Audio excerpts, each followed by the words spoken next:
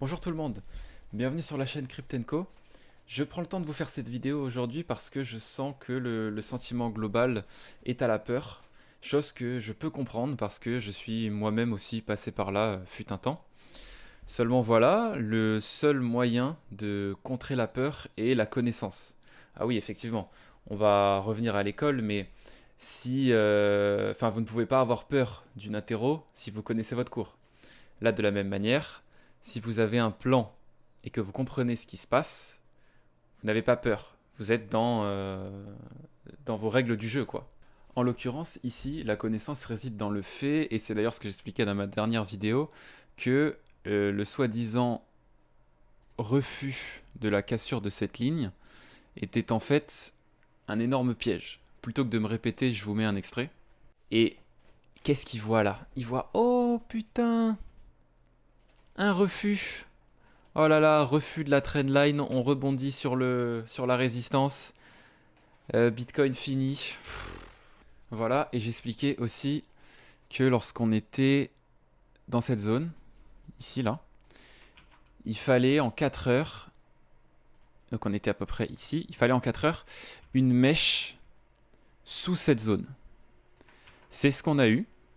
Je précise que moi je voyais une mèche au maximum dans cette zone. Elle a été beaucoup plus forte. La raison est simple. Il y a eu l'Iran hier qui a bombardé Israël de manière très violente. Bon, petit aparté, je- j'ai du mal à concevoir que en Big 2024, on puisse encore faire des milliers, voire des millions de morts pour des idéologies ou pour des bouts de territoire. Enfin bref, ça c'est un autre sujet. Alors cette vente plus forte que prévu n'est pas vraiment un problème, si ce n'est que, pour être totalement transparent avec vous, j'avais mis ma SL, donc ma stop loss, à ce niveau-là. Donc je me suis fait SL dans la nuit, mais ce n'est pas grave parce que j'ai pratiquement instantanément relong au réveil ce matin là-dedans. Je vais vous expliquer pourquoi. En fait, déjà juste avec ce soi-disant refus, le marché a créé une situation d'incertitude, de doute. Il y a beaucoup de gens qui pensent que on a juste tapé la résistance et que on va venir imprimer un nouveau nullo à 47 000. Pour moi, il y a 10% de chances que ça se produise. Je suis catégorique avec ça. Maintenant, cette vente plus forte et cette situation de guerre créent une atmosphère de doute. Et quand les gens doutent, les gens refusent de trade. Donc là, on a un marché où c'est juste les gros investisseurs qui se positionnent et les traders refusent de se positionner. Donc ça crée une atmosphère parfaite pour un mouvement de grande ampleur parce que tout le monde est sorti. Tout le monde doute.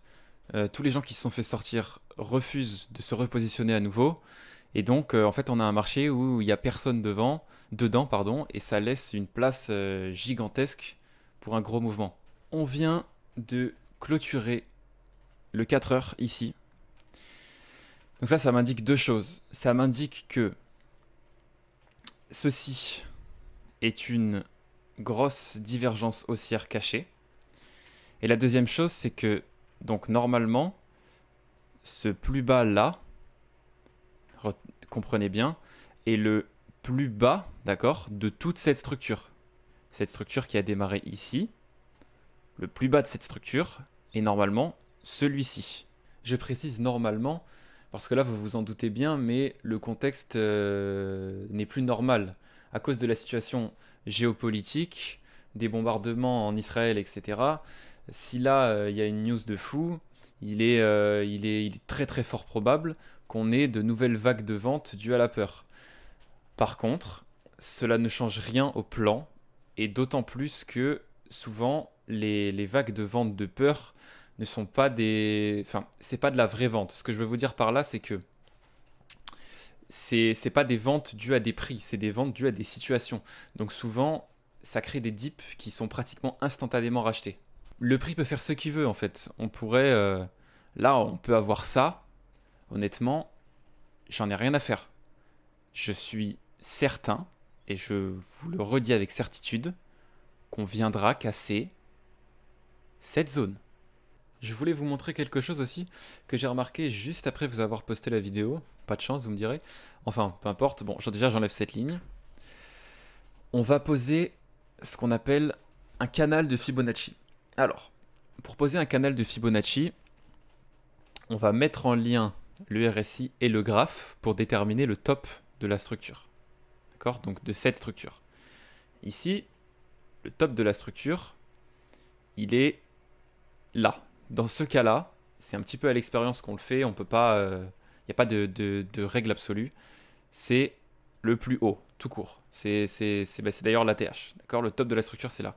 Maintenant, le bas de la structure, c'est quand la structure clôture pour la première fois. Donc là où la structure clôture, c'est ici. D'accord? On ne prend pas la mèche, on prend à peu près la moyenne des bougies qui forment ce plus bas. D'accord? Donc on le pose ici. Je vais essayer de vulgariser la chose. C'est un petit peu technique, mais accrochez-vous.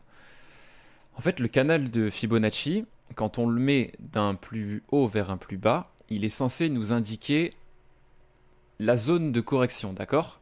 Sauf que cette correction, au bout d'un moment, elle va prendre fin. Et elle prendra fin quand le graphe sera sorti de ce canal, d'accord? Et en fait, quand on regarde, la sortie de ce canal, il correspond pile aux tentatives de sortie. Donc là, on en a déjà eu 4, ce qui est relativement énorme. Donc ça, c'est quelque chose de classique qui cherche à nous montrer qu'en fait, Bitcoin ne demande qu'une chose, c'est de sortir de cette zone. D'accord? Je peux vous illustrer ça avec un exemple sur une autre crypto qui s'appelle Flux, où il y avait eu, pareil, de nombreuses tentatives de sortir de ces canaux. Regardez. Hop, daily. Voilà, donc, ici, regardez, j'avais estimé que le vrai top de la structure, c'était celui-ci. D'accord? Le bas, il est plus évident, c'est la première fois que le RSI clôture. Donc, je l'avais tracé de là à ici. Et qu'est-ce qui s'était passé ensuite? Il y avait eu une première tentative de sortie, d'ailleurs très agressive, une deuxième tentative, elle aussi très agressive, une troisième tentative, d'accord?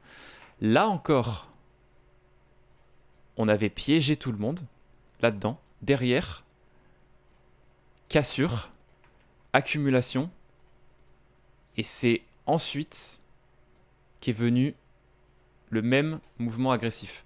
Donc, sur Bitcoin, en fait, on est là. D'accord?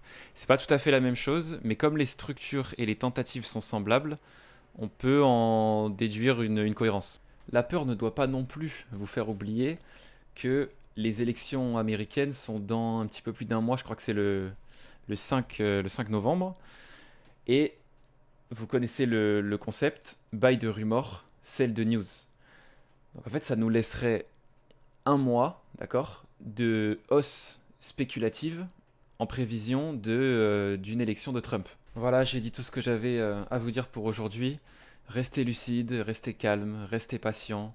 Le plan suit son cours.